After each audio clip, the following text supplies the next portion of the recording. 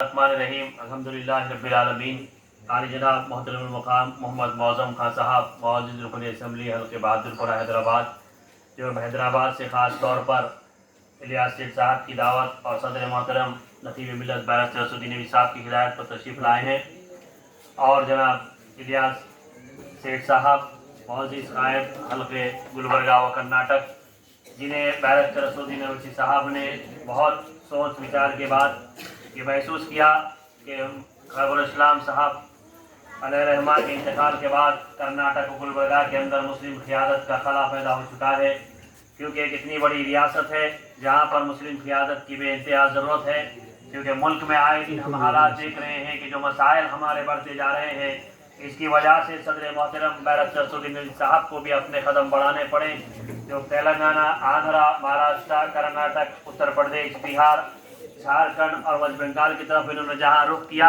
وہیں یہ چاہتے ہیں کہ کرناٹک کے اندر بھی مجلس اتحاد المسلمین جماعت ہو، اس کی قیادت ہو، اس کی آواز ہو ودھان سبھا کے اندر، کیونکہ یہ جمہوری ملک ہے، اس کے اندر اس کی بات سنی اور سمجھی جاتی ہے جس کے پاس سیاسی طاقت و قوت ہے۔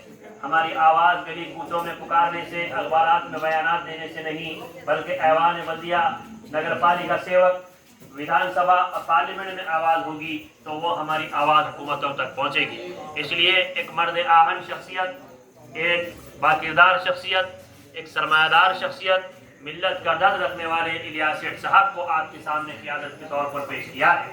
یہ بلدی انتخابات ان کے لیے ایک ریفرینڈم ہے، جتنے امیدوار بلدیہ کے اندر کامیاب ہو کر آئیں گے وہ ودھان سبھا انتخابات کے لیے ہمارے لیے فائدہ مند ہوں گے، کیونکہ آپ جانتے ہیں کہ مجلس اتحاد المسلمین یہاں آئی یا ہم ایک مقام بنا کر انتخابات میں حصہ کیوں لے رہی ہیں، کیونکہ آج ملک کے حالات آپ دیکھ رہے ہیں کہ کتنے سنگین حالات ہوتے جا رہے ہیں۔ یقیناً 70 برس سے جو آزادی کے بعد سے ہمارے پاس مظالم ہمارے اوپر ہوئے وہ ہمارے سامنے ہیں۔ کسی قوم پر اتنا ظلم نہیں کیا گیا جتنا قوم مسلمانوں پر کیا گیا، کسی قوم کی عبادت گاہ کو نشانہ نہیں بنایا گیا، ہماری عبادت گاہوں کو نشانہ بنایا گیا، کسی قوم کی زبان کو ختم کرنے کی کوشش نہیں کی گئی، ہماری زبان کو ختم کرنے کی کوشش کی گئی، کسی قوم کے نوجوان اتنے جیلوں کے اندر بند نہیں ہے جتنے نوجوان ہماری قوم کے بند ہیں، اتنے مظالم کسی قوم کی خواتین پر نہیں کیے گئے جتنے مسلمان خواتین پر کیے گئے ہیں، اتنی بستیوں کو اجاڑا، پسماندہ اور بنایا نہیں گیا جتنا ہماری قوم کو بنایا گیا۔ تو یہ ساری چیزیں ہمارے سامنے ہیں، اور خاص طور پر 2014 کے بعد جو بی جے پی سرکار اس ملک میں آئی ہے، ظلم کا سلسلہ بڑھتا ہی جا رہا ہے۔ سب سے پہلے آپ نے دیکھا کہ بابری مسجد کا جو فیصلہ لایا گیا 9 نومبر 2019 کو سپریم کورٹ نے فیصلہ دیا کہ مسلمانوں کا بابری مسجد پر کوئی حق نہیں ہے، یہ مندر کی زمین ہے، ان کے حوالے کر دیا جائے۔ پھر اس کے بعد 3 طلاق کا مسئلہ آیا، جبکہ قرآن میں، شریعت میں، مسئلہ اللہ میں ہم کو اجازت دی گئی ہے، اور سورہ قرآن کے 26ویں پارے میں طلاق کا ذکر آیا ہے، سورہ مکمل نازل کیا گیا ہے، اور مرد کو طلاق دینے کا اختیار، عورت کو خلا لینے کا اختیار دیا گیا، یہ ہمارا شرعی حق ہے، مذہبی حق ہے، پس طلاق ہے۔ لیکن اس کے اندر پارلیمنٹ میں بل پاس کی گئی اور ٹرپل طلاق کا قانون لایا گیا۔ اگر کوئی مرد طلاق دیتا ہے تو 3 سال کی جیل ہوگی، اور وہ جیل میں رہتے ہوئے اپنی بیوی کو نان نفقہ اور اس کا خرچہ دینا لازم قرار دیا گیا۔ آج ایک سنگین قانون بنا دیا گیا ہے۔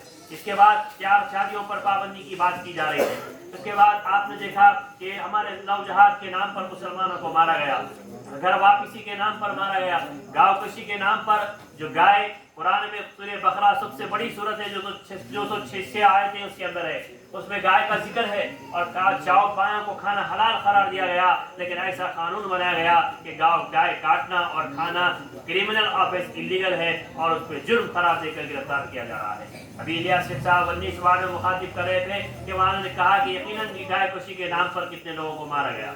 اندازی نے اخلاق احمد کو مارا گیا، حافظ جنید کو مارا گیا، پہلو خان کو مارا گیا، تنزیل کو مارا گیا، نوشاد کو مارا گیا، ہریانہ کے اندر 2 نوجوانوں کو پھانسی دے کر چھاڑ سے لٹکا دیا گیا، 57 سے زائد بے قصور مسلمانوں کو سارے ملک میں گاؤں کشی کے نام پر مارا گیا۔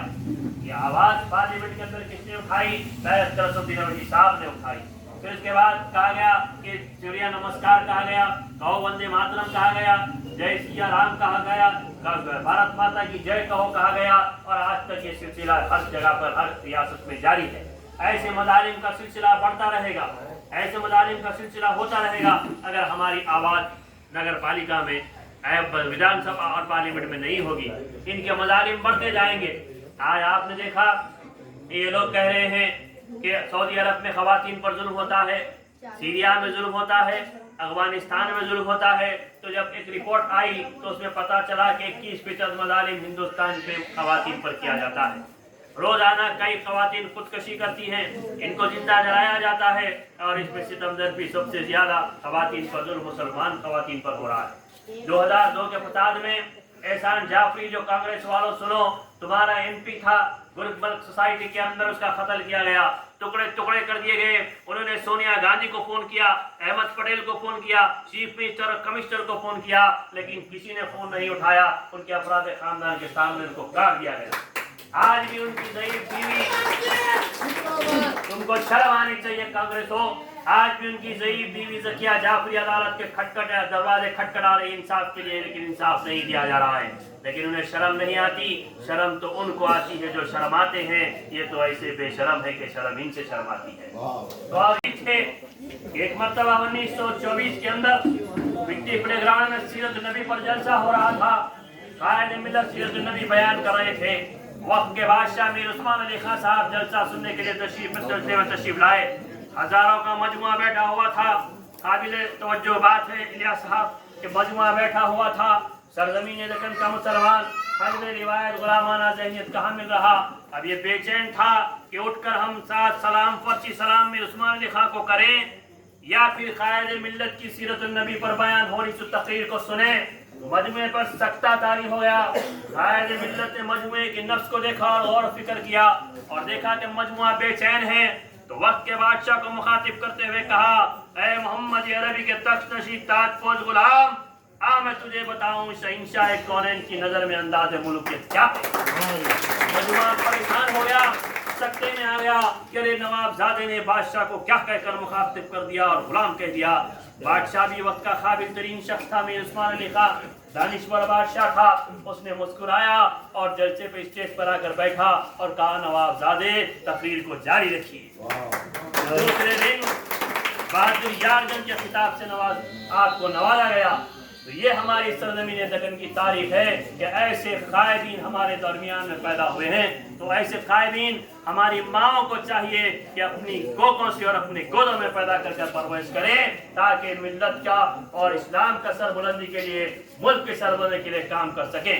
आज बल्दी इंतखाबात में आपका बहुत अहम रोल होगा, क्योंकि हम अब दौरे कर रहे हैं, हम देख रहे हैं जहाँ गैरों के इलाके हैं वहाँ CC रोड है, BG रोड है, ड्रेनेज सिस्टम है, पानी की लाइन है, लाइट है, प्लेग्राउंड है, पार्क है, सब कुछ है।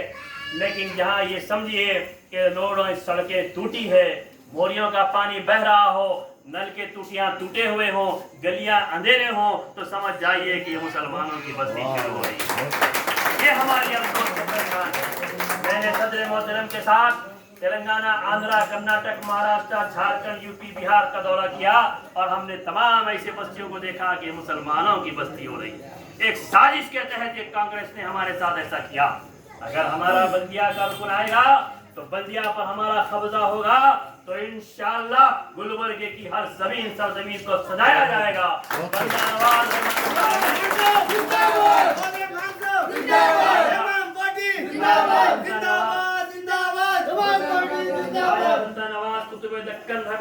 की पाक सरजमीन को इन फिरका परस्तों के नापाक खतबों से मिटाया जाएगा और हमारी बच्चियों को रोशन किया जाएगा।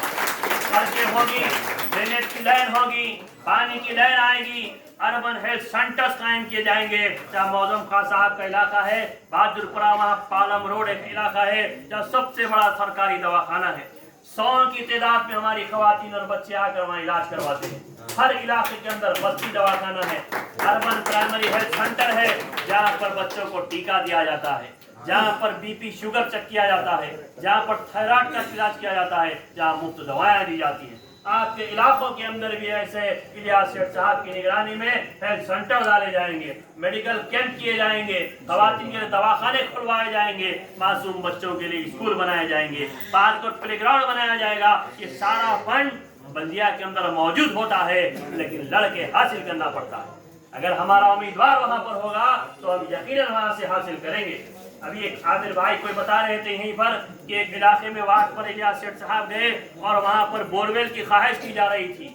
अभी इलेक्शन नहीं हुआ, अभी पोलिंग नहीं हुई, अभी हमारे उम्मीदवार मुंतखब नहीं हुए, लेकिन आपने अपने जाती सरमाए से वहां पर बोरिंग का काम शुरू करवा दिया और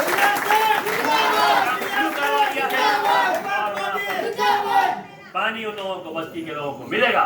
इंशाल्लाह ये काम हम हुकूमत से करवाएंगे, बल्दिया से करवाएंगे, लड़कर आपके बस्तियों के अंदर हम काम करवाएंगे।